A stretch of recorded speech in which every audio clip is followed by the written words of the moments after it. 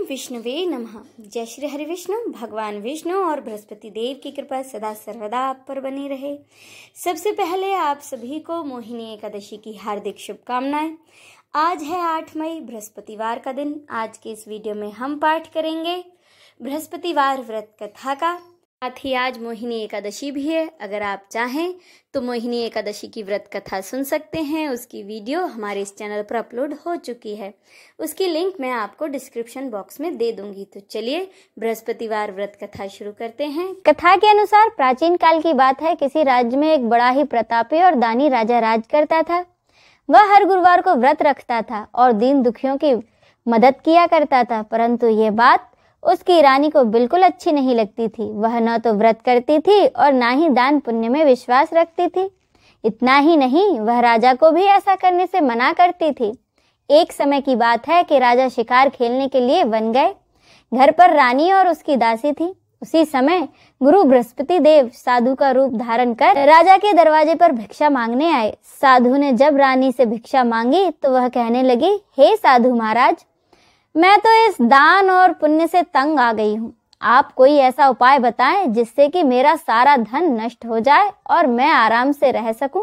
इतना सुनकर बृहस्पति देव ने कहा कि हे देवी, तुम तो बड़ी विचित्र हो। संतान और धन से भला कोई दुखी होता है। अगर अधिक धन है तो इसे शुभ कार्यों में लगाओ। कुंवारी कन्याओं का विवाह कराओ। विद्यालय और बाग बगीचे का निर्माण कराओ, जिससे तुम्हारे दोनों लोग सुधरें। परंतु साधु की इन बातों से रानी को बिल्कुल खुशी नहीं हुई। उसने कहा कि मुझे ऐसे धन की आवश्यकता नहीं है जिसे मैं दान में दूं और जिसे संभालने में मेरा सारा समय नष्ट हो जाए। तब साधु ने कहा, अगर तुम्हारी ऐसी ही इच्छा है तो मैं जो बताता हूँ तुम वैसा ही करना। गुरुवार के दिन तुम अपने घर को गोबर से लीपना, अपने बालों को पीली मिट्टी से धोना, राजा से हजामत बनाने को कहना, भोजन में मांस मदिरा का प्रयोग करना, कपड़े धोबी के यहाँ धुलने देना। इस प्रकार 7 बृहस्पतिवार करने से तुम्हारा समस्त धन नष्ट हो जाएगा। इतना कहकर साधु के रूप में आए बृहस्पति देव वहां से अंतर्धान हो गए। साधु के कहे अनुसार रानी को केवल 3 ही बृहस्पतिवार बीते थे कि उसकी समस्त धन संपत्ति नष्ट हो गई। तब एक दिन राजा रानी से बोला कि रानी, तुम यहीं रहो, मैं दूसरे देश जाता हूँ, क्योंकि यहाँ पर सभी लोग मुझे जानते हैं, इसीलिए मैं कोई छोटा काम नहीं कर सकता। ऐसा कहकर राजा दूसरे देश चला गया। वहां वह जंगल से लकड़ी काट कर लाता और शहर में जाकर बेचता। इस तरह वह अपना जीवन व्यतीत करने लगा। इधर राजा के परदेश जाते ही रानी और दासी दुखी रहने लगी। एक बार जब रानी और उसकी दासी को 7 दिन तक बिना भोजन के रहना पड़ा तो रानी ने अपनी दासी से कहा कि दासी, पास ही के नगर में मेरी बहन रहती है, वह बड़ी धनवान है, तू उसके पास जा और कुछ ले आ ताकि थोड़ी बहुत गुजर बसर हो जाए। दासी रानी की बहन के पास गई। उस दिन गुरुवार था और रानी की बहन उस समय बृहस्पतिवार व्रत कथा सुन रही थी। दासी ने रानी की बहन को अपनी रानी का संदेशा सुनाया, लेकिन रानी की बड़ी बहन ने कोई उत्तर नहीं दिया। जब दासी को रानी की बहन से कोई उत्तर नहीं मिला तो वह बड़ी दुखी हुई और उसे क्रोध भी आया। दासी ने वापस आकर रानी को सारी बात बता दी। ये सब सुन रानी ने अपने भाग्य को कोसा। उधर रानी की बहन ने सोचा कि मेरी बहन की दासी आई थी, परंतु मैंने उससे कुछ नहीं कहा, इससे वो बड़ी दुखी हुई होगी। कथा सुनकर और पूजा समाप्त करके वह अपनी बहन के घर आई और कहने लगी कि बहन, मैं बृहस्पतिवार का व्रत कर रही थी, तुम्हारी दासी मेरे घर आई थी, परंतु जब तक कथा पूरी नहीं होती तब तक ना तो उठते हैं ना ही कुछ बोलते हैं, इसीलिए मैं नहीं बोली। बताओ दासी, क्यों आई थी? रानी बोली, बहन, तुमसे क्या छुपाऊं, हमारे घर में खाने तक को अनाज नहीं है। ऐसा कहते कहते रानी की आंखें भर आईं। उसने दासी समेत पिछले 7 दिनों से भूखे रहने की पूरी बात अपनी बहन को बता दी। रानी की बहन बोली, देखो बहन, भगवान बृहस्पति देव सबकी मनोकामनाओं को पूरा करते हैं। देखो, शायद तुम्हारे घर में कहीं अनाज रखा हो। पहले तो रानी को विश्वास नहीं हुआ, पर बहन के आग्रह करने पर उसने अपनी दासी को अंदर भेजा तो उसे सचमुच अनाज से भरा एक घड़ा मिला। यह देखकर दासी बड़ी हैरान हुई। दासी रानी से कहने लगी कि रानी, जब हमको भोजन नहीं मिलता था तो हम व्रत ही तो करते थे, इसीलिए क्यों ना इनसे व्रत और कथा की पूरी विधि पूछ ली जाए ताकि हम भी व्रत कर सकें। तब रानी ने अपनी बहन से बृहस्पतिवार व्रत के बारे में पूछा। उसकी बहन ने बताया बृहस्पतिवार के व्रत में चने की दाल और गुड़ केले की जड़ में अर्पित करें तथा दीपक जलाएं। व्रत कथा सुने और पीला भोजन ही करें। इससे बृहस्पति देव और भगवान विष्णु दोनों ही प्रसन्न होते हैं। व्रत और पूजा की विधि बताकर रानी की बहन अपने घर लौट गई। 7 दिन के बाद जब गुरुवार आया तो रानी और दासी ने व्रत रखा। वह घुड़साल में जाकर चना और गुड़ ले आईं। फिर उससे केले की जड़ तथा भगवान विष्णु की पूजा की। अब पीले भोजन की चिंता को लेकर दोनों बड़ी दुखी हुई, क्योंकि उन्होंने व्रत तो रखा था, इसीलिए बृहस्पति देव उनसे प्रसन्न थे। वह एक साधारण व्यक्ति का रूप धारण कर 2 थालों में पीला भोजन दासी को दे गए। भोजन पाकर दासी बड़ी प्रसन्न हुई और फिर रानी के साथ मिलकर भोजन ग्रहण किया। उसके बाद दासी और रानी हर गुरुवार को व्रत और पूजा करने लगी। बृहस्पति देव की कृपा से उनके पास फिर से धन संपत्ति आ गई, परंतु रानी फिर से पहले की तरह आलस्य करने लगी। तब दासी बोली, देखो रानी, तुम पहले भी इसी प्रकार आलस्य करती थी। तुम्हें धन रखने में कष्ट होता था, इस कारण सभी धन नष्ट हो गया, और अब जब बृहस्पति देव की कृपा से हमें पुनः धन प्राप्त हुआ है तो तुम फिर से आलस्य करने लगे। रानी को समझाते हुए दासी कहती है कि बड़ी मुसीबतों के बाद तो हमने ये धन पाया है, इसीलिए हमें दान पुण्य करना चाहिए, भूखों को भोजन कराना चाहिए, धन को शुभ कार्यों में खर्चना चाहिए। इससे तुम्हारे कुल का यश बढ़ेगा, स्वर्ग की प्राप्ति होगी और पितृ प्रसन्न होंगे। दासी की बात मानकर रानी अपना धन शुभ कार्यों में खर्चने लगी, जिससे कि पूरे नगर में उसका यश फैलने लगा। एक दिन राजा दुखी होकर जंगल में एक पेड़ के नीचे आसन जमाकर बैठ गया। वह अपनी दशा को याद करके व्याकुल होने लगा। बृहस्पतिवार का दिन था। एकाएक राजा ने देखा कि उस निर्जन वन में एक साधु प्रकट हुए। वह साधु वेश में आए कोई और नहीं, बृहस्पति देव थे। लकड़हारे के सामने आकर बोले कि लकड़हारे, इस सुनसान जंगल में तुम चिंता मग्न क्यों बैठे हो? लकड़हारे ने दोनों हाथ जोड़कर प्रणाम किया और उत्तर दिया कि महात्मा जी, आप सब कुछ जानते हैं, मैं क्या कहूँ। यह कहकर राजा रोने लगा और साधु को अपनी आत्मकथा सुनाई। साधु वेश में आए बृहस्पति देव ने कहा, तुम्हारी स्त्री ने बृहस्पति के दिन बृहस्पति भगवान का निरादर किया था, जिसके कारण रुष्ट होकर उन्होंने तुम्हारी यह दशा कर दी। अब तुम चिंता को दूर करके मेरे कहने पर चलो, तुम्हारे सब कष्ट दूर हो जाएंगे और भगवान पहले से भी अधिक तुम्हें धन संपत्ति देंगे। तुम बृहस्पति के दिन कथा किया करो, 2 पैसे के चने मुनक्का लाकर उसका प्रसाद बनाओ और शुद्ध जल से लोटे में शक्कर मिलाकर अमृत तैयार करो। कथा के बाद अपने सारे परिवार और सुनने वाले प्रेमियों में अमृत व प्रसाद बांटकर दूध भी ग्रहण करो। ऐसा करने से भगवान तुम्हारी सभी मनोकामनाओं को पूरा करेंगे। साधु के ऐसे वचन सुनकर लकड़हारा बोला कि हे भगवान, मुझे लकड़ी बेचकर इतना पैसा नहीं मिलता कि जिससे मैं भोजन के उपरांत कुछ बचा सकूं। मैंने रात में अपनी स्त्री को व्याकुल देखा है, मेरे पास कुछ पैसे भी नहीं जिससे कि मैं उसकी खबर मंगा सकूं। साधु ने कहा कि लकड़हारे, तुम किसी बात की चिंता मत करो। बृहस्पति के दिन तुम रोजाना की तरह लकड़ियां लेकर शहर जाओ, तुमको रोज से दुगना धन प्राप्त होगा, जिससे तुम भली भांति भोजन कर लोगे तथा बृहस्पति देव की पूजा का सामान भी आ जाएगा। इतना कहकर वह साधु अंतर्धान हो गए। धीरे धीरे समय व्यतीत होने पर फिर से बृहस्पतिवार का दिन आया। लकड़हारा जंगल से लकड़ी काटकर शहर में बेचने गया। उसे उस दिन लकड़ियों का दाम अधिक मिला। राजा ने चना गुड़ आदि लेकर गुरुवार का व्रत किया। उस दिन से उसके सभी कष्ट दूर हो गए। परंतु जब दोबारा गुरुवार आया तो बृहस्पतिवार का व्रत राजा करना भूल गया। इस कारण बृहस्पति भगवान नाराज हो गए। उस दिन उस नगर के राजा ने विशाल यज्ञ का आयोजन किया था तथा शहर में यह घोषणा करा दी कि कोई भी मनुष्य अपने घर में भोजन न बनाए, न आग जलाए, समस्त जनता मेरे यहाँ आकर भोजन करे। इस आज्ञा को जो न मानेगा उसे फांसी की सजा दी जाएगी। इस तरह की घोषणा संपूर्ण नगर में करवा दी गई। राजा की आज्ञा के अनुसार शहर के सभी लोग भोजन करने गए, लेकिन लकड़हारा कुछ देर से पहुंचा, इसीलिए राजा उसको अपने साथ अपने घर ले गए और अपने घर जाकर उसे भोजन करा रहे थे। तो रानी की दृष्टि उस खुंटी पर पड़ी जिस पर कि उसका हार लटका हुआ था, पर वह हार वहां दिखाई नहीं दिया। रानी ने निश्चय किया कि मेरा हार इसी मनुष्य ने चुरा लिया। उसी समय सिपाहियों को बुलाकर उस लकड़हारे को जेल में बंद करवा दिया गया। जब लकड़हारा कारागार में पड़ गया और बहुत दुखी होकर विचार करने लगा कि न जाने मेरे कौन से पूर्व जन्म के कर्म से मुझे यह दुख प्राप्त हुआ है।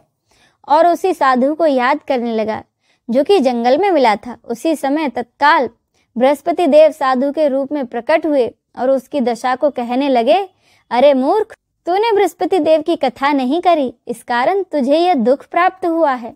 अब चिंता मत कर, बृहस्पतिवार के दिन कारागार में ही दरवाजे पर 4 पैसे पड़े मिलेंगे, उनसे तू बृहस्पति देव की पूजा करना, तेरे सभी कष्ट दूर हो जाएंगे।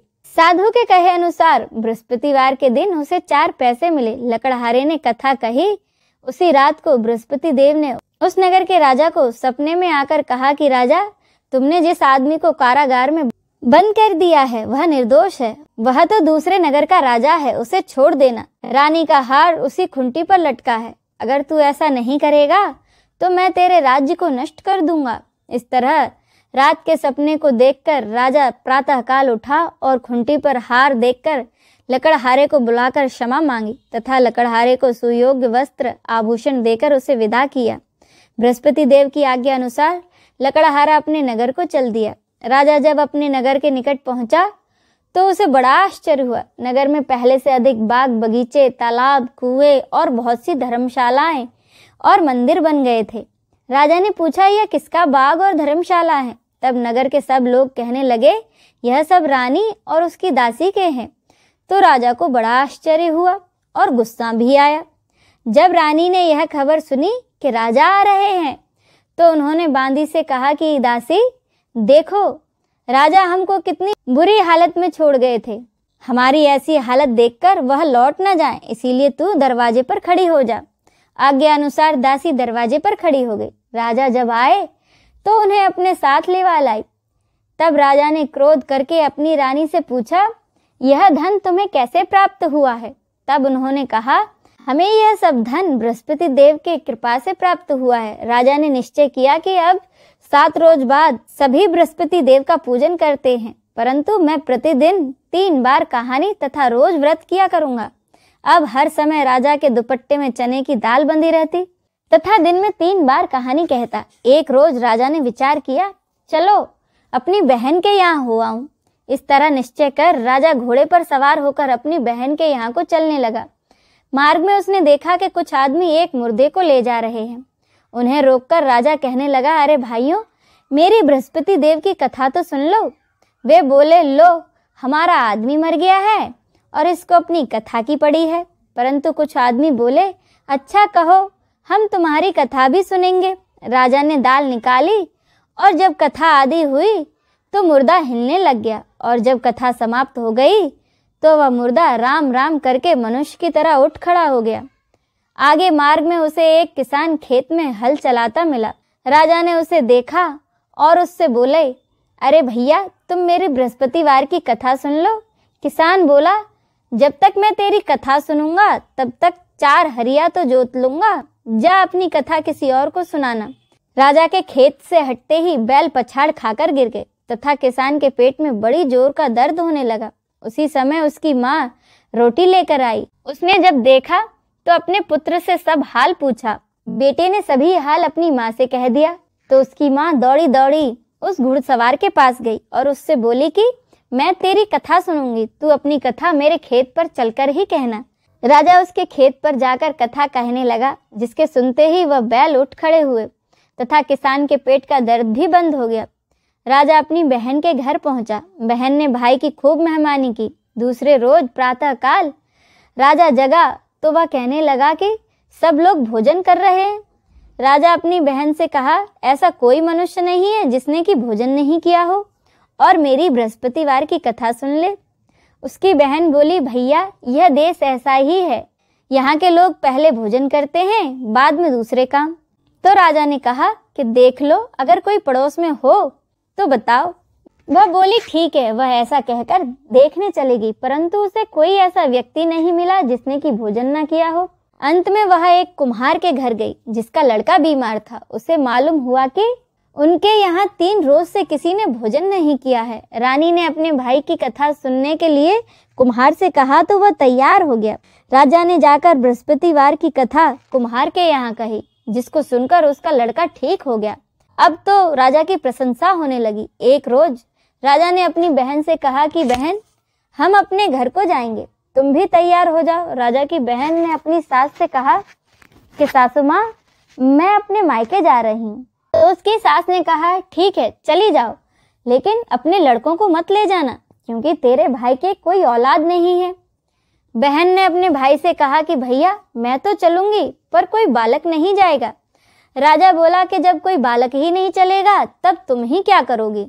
बड़े दुखी मन से राजा अपने नगर को लौट आया और सारी बातें अपनी रानी को बताई। रानी बृहस्पति देव से प्रार्थना करने लगी और कहने लगी कि हे बृहस्पति देव, हमें आपने सब कुछ दिया है, हमें एक औलाद भी अवश्य दें। उसी रात को बृहस्पति देव ने राजा को सपने में कहा कि राजा उठ, सभी सोच त्याग दे, तेरी रानी गर्भ से है। राजा यह बात सुनकर बड़ा खुश हुआ। 9वें महीने में रानी के गर्भ से एक सुंदर पुत्र पैदा हुआ। तब राजा बोला कि रानी, स्त्री बिना भोजन करे रह सकती है, पर बिना कहे नहीं। जब मेरी बहन यहाँ आए तो तुम उससे कुछ मत कहना। रानी ने कहा, ठीक है। जब राजा की बहन ने यह शुभ समाचार सुना तो वह बहुत खुश हुई और बधाई लेकर अपने भाई के घर आ गई। तब रानी ने कहा, जब भाई लेने गया था तब तो नहीं आई और अब दौड़ी दौड़ी चली आई। राजा की बहन बोली, भाभी, मैं इस प्रकार न कहती तो तुम्हें औलाद कैसे मिलती। बृहस्पति देव ऐसे ही हैं, जैसे जिसके मन में कामनाएं हैं सभी को पूर्ण करते हैं। जो व्यक्ति सद्भावना पूर्वक बृहस्पतिवार का व्रत करता है एवं कथा पढ़ता और सुनाता है, बृहस्पति देव उसकी सभी मनोकामनाएं पूरी करते हैं। बोलो बृहस्पति देव की जय। अब सुने बृहस्पति देव की आरती। ओम जय बृहस्पति देवा, ओम जय बृहस्पति देवा। छिन्न छिन्न भोग लगाऊं, छिन्न छिन्न भोग लगाऊं, कदली फल मेवा। ओम जय बृहस्पति देवा। तुम पूर्ण परमात्मा, तुम अंतर्यामी, स्वामी तुम अंतर्यामी। जगत पिता जगदीश्वर, जगत पिता जगदीश्वर, तुम सबके स्वामी। ओम जय बृहस्पति देवा। चरणामृत निज निर्मल, सब पातक हरता, स्वामी सब पातक हरता। सकल मनोरथ दायक, सकल मनोरथ दायक, कृपा करो भरता। ओम जय बृहस्पति देवा। तन मन धन अर्पण कर, जो जन शरण पड़े, स्वामी जो जन शरण पड़े। प्रभु प्रकट तब हो कर, प्रभु प्रकट तब हो कर, आकर द्वार खड़े। ओम जय बृहस्पति देवा। दीन दयाल दयानिधि, भक्तन हितकारी, स्वामी भक्तन हितकारी। पाप दोष सब हरता, पाप दोष सब हरता, भवबंधन हारी। ओम जय बृहस्पति देवा। सकल मनोरथ दायक, सब संशय हारो, स्वामी सब संशय हारो। विषय विकार मिटाओ, विषय विकार मिटाओ, संतन सुखकारी। ओम जय बृहस्पति देवा। जो कोई आरती तेरी प्रेम सहित गावे, स्वामी प्रेम सहित गावे। जेठानंद आनंद कर, जेठानंद आनंद कर, सो निश्चय पावे। ओम जय बृहस्पति देवा। बोलिए बृहस्पति देव की जय, भगवान विष्णु की जय, नमः पार्वते पते, हर हर महादेव की जय।